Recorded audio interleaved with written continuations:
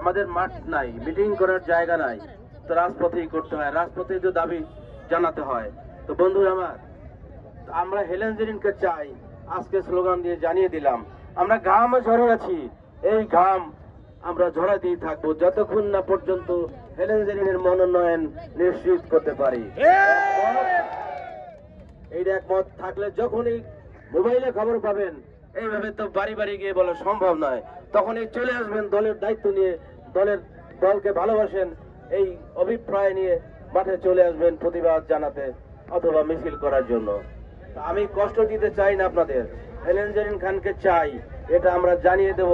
আমরা আজকে জানিয়ে দিচ্ছি বাংলা মাদারীপুরের মানুষকে, আমরা জানিয়ে দিচ্ছি দলকে, আমরা মিডিয়া সেলের মাধ্যমে তারেক রহমানও দেখবেন এবং যারা নেতা আছেন, আরো স্থায়ী কমিটির সদস্য আছেন, তারাও দেখবেন, আমাদের দাবি ধারণ করবেন।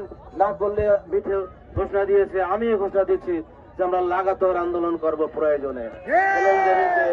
মনোনয়ন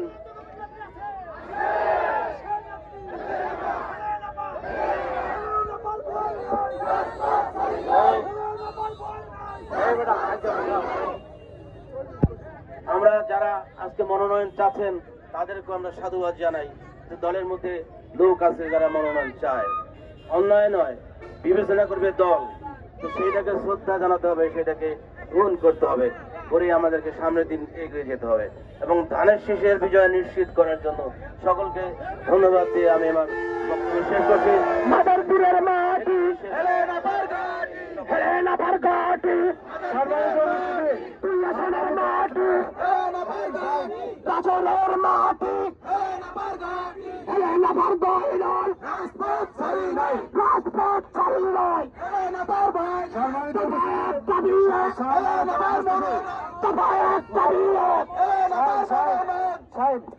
সম্মানিত উপস্থিতি, আপনার দীর্ঘ সময় আপনার মিছিল করছেন, অভিনন্দন।